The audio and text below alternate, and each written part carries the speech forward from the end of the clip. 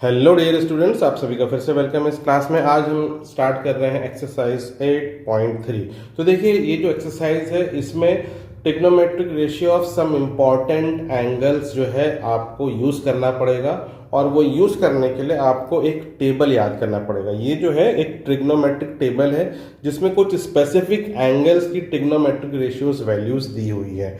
तो अब ये जो टेबल है ये बड़ा सा टेबल है, और इसको पहले तो आपको समझना है और समझ के याद भी करना है। अब क्योंकि इतना बड़ा टेबल है, याद करना मुश्किल होता है, तो याद करने का मैं आपको एक शॉर्ट ट्रिक भी बताऊंगा।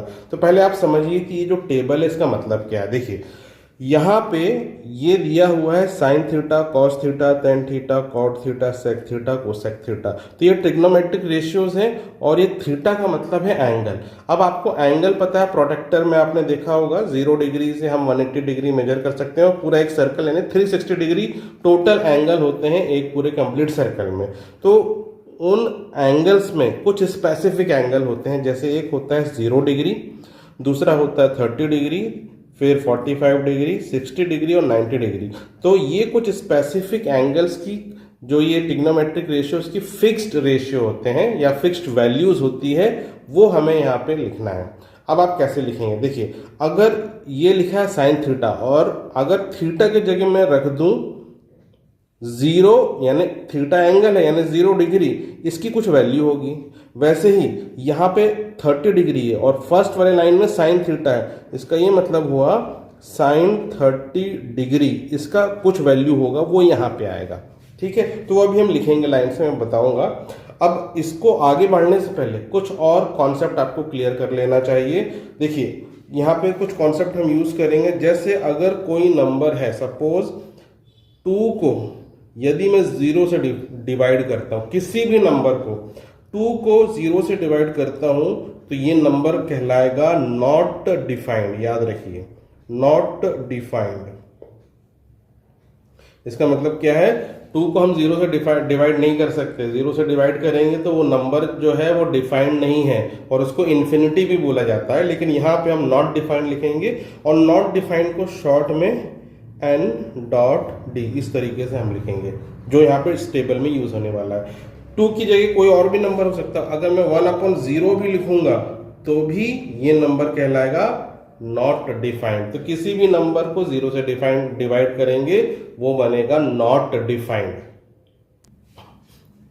अब देखिए, इस टेबल को याद करने के लिए आपको फर्स्ट वाली लाइन केवल याद रखनी है साइन थीटा की। देखिए, कुछ तो याद रखना पड़ेगा, बाकी जो है उससे अपने आप बाकी जो लाइन से आप उसकी वैल्यूज फुल कर सकते हैं। अब वो कैसे कर सकते हैं, तो देखिए, सबसे पहले हम साइन थीटा वाली लाइन भरेंगे। तो साइन 0 की वैल्यू होती है 0, तो यहां लिख देंगे 0।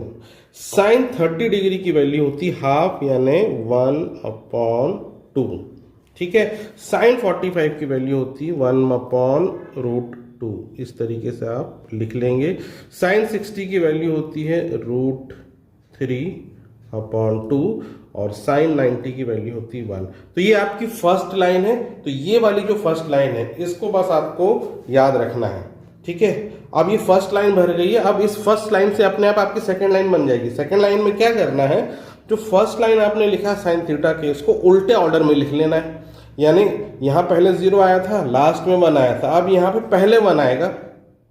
ठीक है, और फिर उसके बाद ये वाला वैल्यू आएगा √3/2, √3/2, फिर उसके बाद 1/√2, और फिर ये हाफ आ जाएगा यहाँ पे, और फिर लास्ट में आ जाएगा 0। तो जो पहला हमने साइन थीटा का लाइन लिखा था, कॉस थीटा का लाइन, उसका उल्टा ऑर्डर में, रिवर्स ऑर्डर में लिख देंगे, तो आपका बन गया कॉस थीटा का लाइन।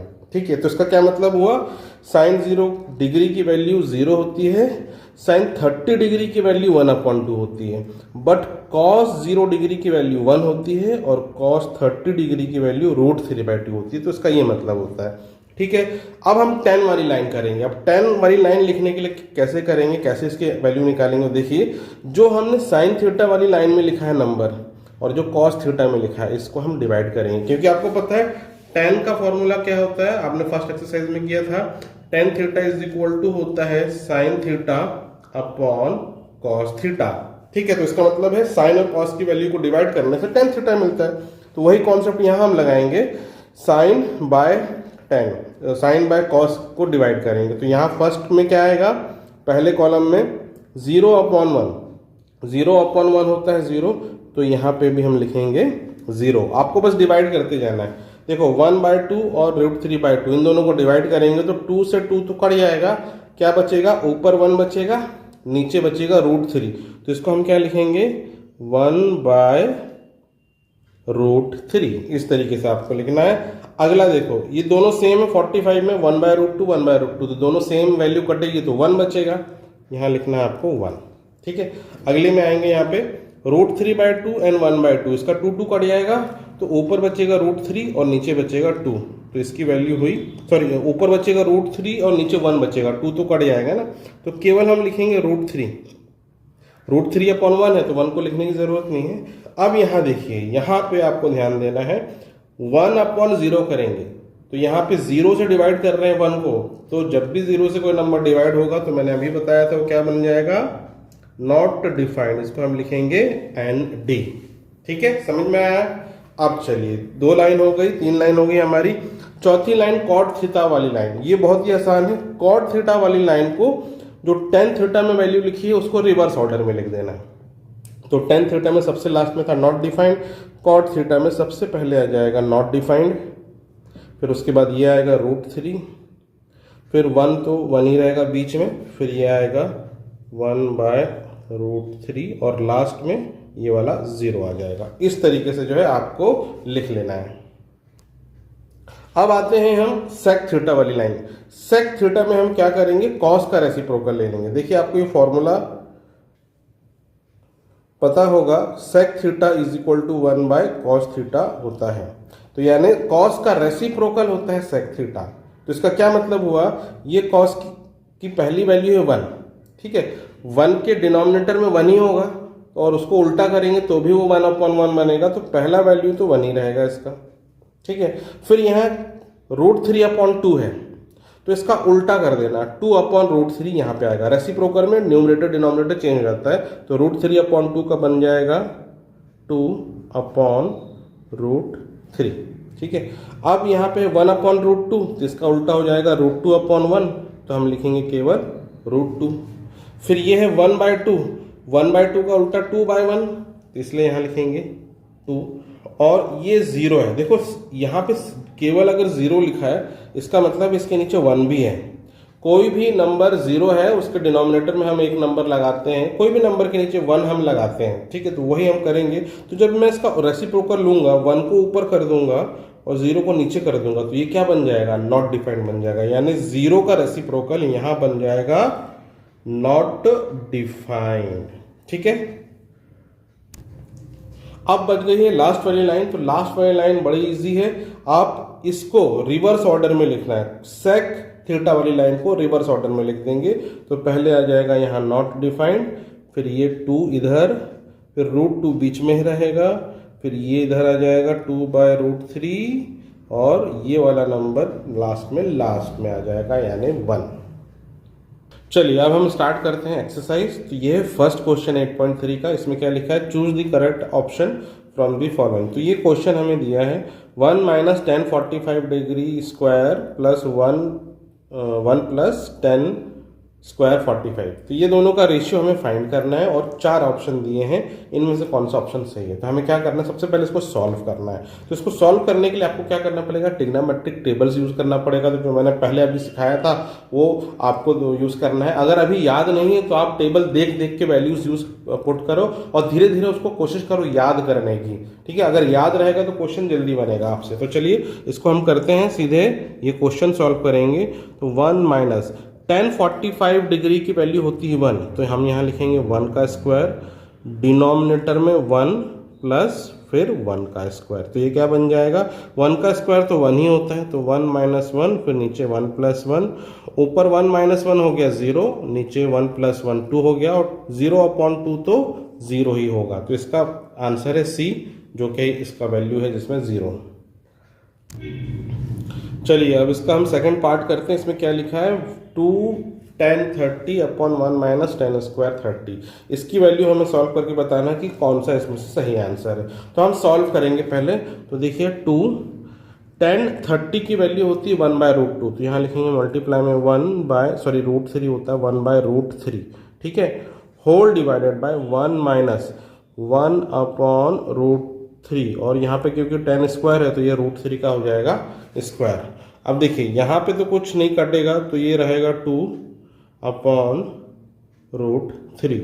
यहाँ पे देखिए क्या बनेगा 1 माइनस 1 अपॉन √3 का स्क्वायर 3 हो जाएगा, ठीक है। फिर ये बन जाएगा 2 अपॉन, अरे ये बनेगा 2 अपॉन √3 और होल डिवाइडेड बाय, यहाँ पे हम एलसीएम से सॉल्व करेंगे तो 3 इससे मल्टीप्लाई होगा, 3 1 जा 3 माइनस 1। तो देखिए अब ये क्या बन गया 2 अपॉन √3 अपॉन ये 3 माइनस 1 2 हो गया, 2/3 बनाइए। अब इन दोनों को हमें डिवाइड करना है, तो देखिए इसको हम ऐसे लिखेंगे 2 अपॉन √3 डिवाइडेड बाय 2/3, इस तरीके से लिखेंगे। अब डिवाइड का साइन चेंज करेंगे मल्टीप्लाई में, तो 2/√3 इंटू ये बन जाएगा 3/2। तो 2 से 2 तो कट जाएगा, बचेगा 3/√3। अब देखिए इसको हम कैसे सॉल्व करेंगे, यहाँ लिख लेता हूँ मैं।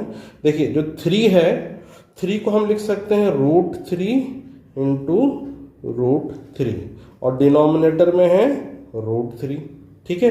तो अब होगा क्या, 3 एक √3 कट जाएगा, क्या बचेगा, केवल बचेगा एक √3। अब देखिए हमारे पास 4 ऑप्शन है। अब हमारा तो आंसर वैल्यूज √3 में आया, लेकिन यहाँ कहीं भी √3 नहीं लिखा है। इसका मतलब क्या है, आपको सबका वैल्यू चेक करना पड़ेगा टेबल से कि किसकी क्या वैल्यू है। तो देखिए sin 60 की जो वैल्यू होती है ये होती है √3/2, ठीक है। sin 30 की वैल्यू होती है 1/2, और tan 60 की वैल्यू होती है √3, और cos 60 की वैल्यू होती है 1/2। तो इसका मतलब कौन सा सही आंसर है, ये वाला सही आंसर है, हमारा ऑप्शन होगा सी। चलिए अब हम करेंगे इसका सेकंड क्वेश्चन। यहाँ क्या लिखा, इवैल्यूएट द फॉलोइंग। तो यहाँ पे पहला क्वेश्चन इसका दिया है, तो इसको इवैल्यूएट करना है। इवैल्यूएट का मतलब यहाँ पे ये है कि हमें अब क्या करना है, ये वैल्यूज वो टेबल से देख के इसमें पुट करके सॉल्व करना है। तो आपको एक एक करके सबकी वैल्यू पुट करना है। जैसे cos 30 की वैल्यू होती है √3/2, देन cos 45 की वैल्यू होती है 1/√2 माइनस sin 30 की वैल्यू होती है 1/2 और sin 45 की वैल्यू 1/√2। तो ये वैल्यू सिंपली आपको पुट करना है। अब देखिए न्यूमरेटर से मल्टीप्लाई होगा, डिनोमिनेटर से मल्टीप्लाई होगा, तो √3 इंटू 1 बन गया √3 और नीचे बन गया 2√2, ठीक है। ये बिना रूट वाला और ये रूट वाला नंबर आपस में मल्टीप्लाई नहीं होते, दोनों को बस आजू बाजू लिख देना है। माइनस 1 इंटू 1 एंड 2 इंटू √2, तो ये 2√2 बनेगा। आप देखिए दोनों का डिनोमिनेटर सेम है तो एलसीएम सेम आएगा इनका, यही 2√2, और ऊपर क्या बचेगा √3 माइनस 1। चलिए अब इसका हम सेकंड क्वेश्चन करते हैं। देखिए इसमें ये लिखा है, इसको सॉल्व करना है। तो tan 30 की वैल्यू इसके नीचे लिखेंगे 1/√3, ठीक है। देन sec 45 डिग्री ये होता है √2, फिर प्लस tan 60 की वैल्यू होती है √3 एंड sec 60, देखो cos 60 का ये sec 30 है ना, तो cos 30 होता है √3/2, तो उसका रेसिप्रोकल हो गया 2/√3। अब देखिए ये √3 से √3 कट गया, ठीक है। अब यहाँ क्या बचा, यहाँ बचा √2/√3 प्लस 2, ठीक है। तो देखिए ये अगर आपका आ गया तो ये भी आंसर सही है, लेकिन बुक में अलग अलग फॉर्म में आंसर दिया है, तो मैं सारे फॉर्म आपका लाके बताता हूँ कि ये तो ठीक ही है। अब ये दोनों रूट में है तो इसको हम एक रूट में भी लिख सकते हैं, 2/3 इसको एक रूट में कर लो, फिर प्लस 2 ऐसा भी कर सकते हैं, ठीक है। समझ में आया। अब एक और है, देखो हम क्या करें, यहीं से लेते हैं ये जो क्वेश्चन है √2/√3 लिखा है यहाँ पे अपॉन +2 है, तो इसके नीचे हम क्या करते हैं 1 करते हैं। देखो ये आंसर भी हमारा ठीक है, ठीक है। फिर भी मैं आपको अलग अलग फॉर्म बता रहा हूँ, इसमें हम क्रॉस मल्टीप्लाई करेंगे, एलसीएम वाला मेथड। तो ये आपस में मल्टीप्लाई होगा, फिर ये इससे मल्टीप्लाई होगा, फिर ये इससे मल्टीप्लाई होगा। तो ये क्या बन जाएगा √3 × 1 बन गया √3, ठीक है। फिर 1 × √2 बन गया √2, देन √3 × 2, यहाँ पे प्लस लिखेंगे, ये बन जाएगा 2√3, ठीक है। अगर इस फॉर्म में आपका आंसर आ रहा है तो ये भी सही है, ठीक है। अब इसका एक और फॉर्म देखिए, हम इसको रैशनलाइज करेंगे, मतलब √3 डिनोमिनेटर से अगर हम हटाएं, इसको हटाने का तरीका कहलाता है रैशनलाइजेशन। आपने प्रीवियस क्लासेस में किया है इस तरीके के क्वेश्चन।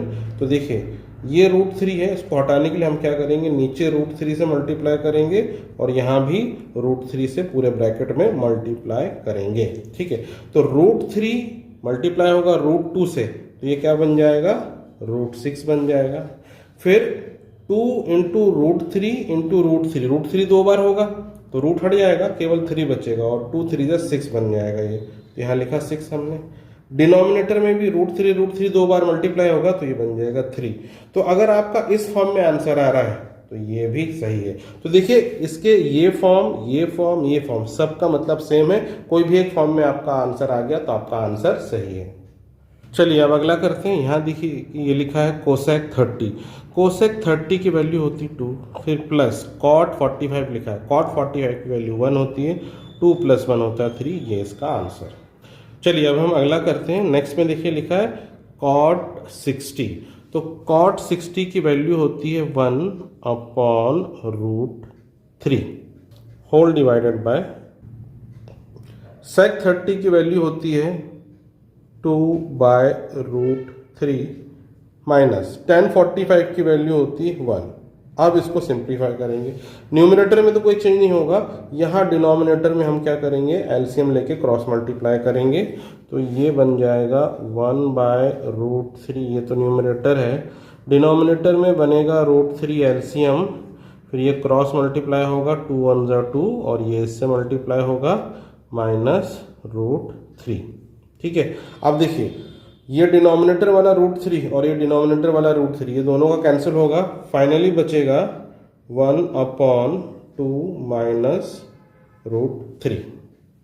चलिए अब देखिए फिफ्थ क्वेश्चन। यहाँ लिखा tan² 60, तो यहाँ पे स्क्वायर करना है। तो tan 60 की वैल्यू होती है √3, तो इसका हम करेंगे स्क्वायर, प्लस tan 45 की वैल्यू 1 होती है तो इसका भी करेंगे स्क्वायर। तो √3 का स्क्वायर तो 3 हो गया, 1 का स्क्वायर 1, दोनों को प्लस करेंगे, आंसर आ गया 4।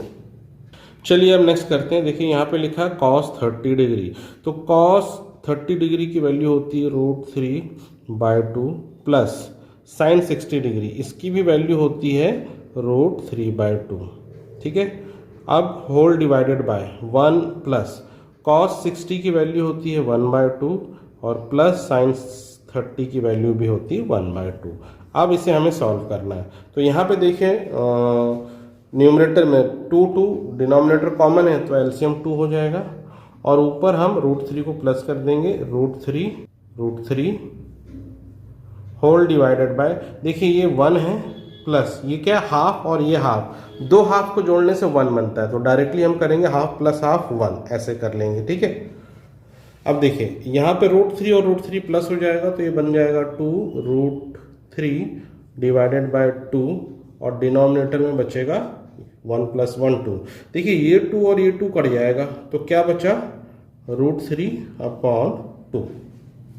अब हम करेंगे नेक्स्ट क्वेश्चन। देखिए यहाँ क्या लिखा है sin² 45 डिग्री। तो sin 45 डिग्री की वैल्यू होती 1/√2, इसका आप करेंगे स्क्वायर, फिर प्लस cos² 45 डिग्री, तो 1/√2 और इसका करेंगे फिर हम square, whole divided bye tan² 60। देखिए tan 60 की वैल्यू होती है √3, फिर उसका हम करेंगे स्क्वायर। अब सबका अलग अलग स्क्वायर करेंगे तो 1/√2 का स्क्वायर तो 1/2 बन गया, फिर प्लस 1/2 बन गया, ठीक है। डिनोमिनेटर में √3 का स्क्वायर हो गया 2। अब देखिए 1/2 होता है हाफ, 1/2 होता है हाफ, दो हाफ को जोड़ने से बनता है 1, तो 1/2 + 1/2 डायरेक्टली आप लिख सकते हैं 1 और डिनोमिनेटर में रहेगा 3। चलिए अगला करते हैं। अब ये देखिए, ये है sin30 की वैल्यू होती है 1/2 यानी हाफ, फिर माइनस sin90 की वैल्यू 1 होती है, देन प्लस 2 cos 0 है तो 2 इंटू cos 0 की वैल्यू होती है 1। ठीक है, आप वेरीफाई कर सकते हैं टेबल से देख के। अब डिनोमिनेटर में देखिए tan30 ये होता है 1/√3 और tan60 होता है √3। अब इसको हमें √3 है, अब इसको सिंप्लीफाई करना है। ठीक है, तो देखिए डिनोमिनेटर का तो √3 कट गया तो यहाँ का किस्सा खत्म। ठीक है, अब ऊपर वाला बच गया। देखिए 1/2 माइनस 1 प्लस 2 इंटू 1 तो 2 ही होगा, ऐसे लिख लेते हैं। अब देखिए हम पहले इसको सॉल्व कर लेते हैं। -1 एंड +2 ये बन जाएगा +1, तो हम लिखेंगे 1/2 + 1। अब हाफ और 1 दोनों को जोड़ेंगे तो आंसर आता है 3/2। चलिए अब हम इसका करते हैं थर्ड क्वेश्चन। इसमें लिखा है चेक वेदर ट्रू और फॉल्स। तो यहाँ पे एक इक्वेशन दिया है फर्स्ट वाला, इसमें आपको चेक करके बताना है ये सही है कि गलत है। अब कैसे चेक करते हैं? ट्रू एंड फॉल्स चेक करने के लिए हम क्या करेंगे, इक्वेशन का लेफ्ट हैंड साइड LHS लेंगे, फिर RHS लेंगे, दोनों को अलग अलग सॉल्व करेंगे। यदि दोनों का वैल्यू सेम आ रहा है, LHS इक्वल टू RHS हो गया तो ये ट्रू होगा, और LHS इक्वल टू RHS नहीं हुआ तो ये फॉल्स कहलाएगा। तो पहले हम लेते हैं LHS। देखिए LHS में दिया है sin30, तो sin30 की वैल्यू 1/2 होती है। फिर उसके बाद दिया है cos60 की वैल्यू भी 1/2 होती है। देन प्लस cos30 की वैल्यू होती है √3/2, और sin60 इसकी वैल्यू भी होती है √3/2। अब देखिए ये हो गया 1 इंटू 1, फिर नीचे 2 2 ज़ा 4, तो हम इसको लिखेंगे 1/4 प्लस √3 इंटू √3 हो गया 3, डिनोमिनेटर में 2 2 ज़ा 4, इसका एलसीएम हो जाएगा 4 और 1 + 3, तो ये हो गया 4/4 = 1।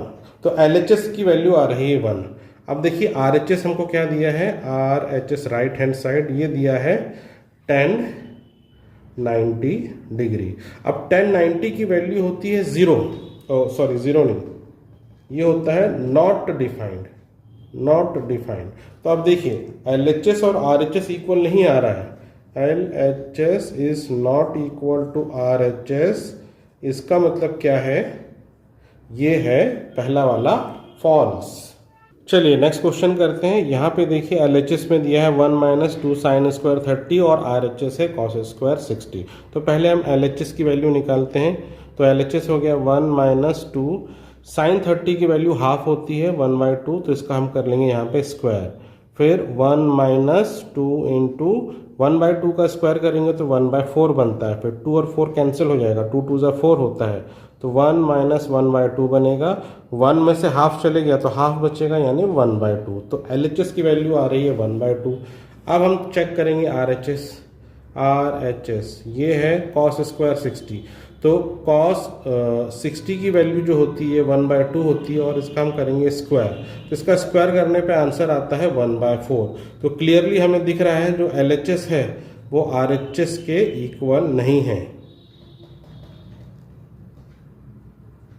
तो इसका मतलब क्या हुआ कि ये वाला स्टेटमेंट भी है फॉल्स।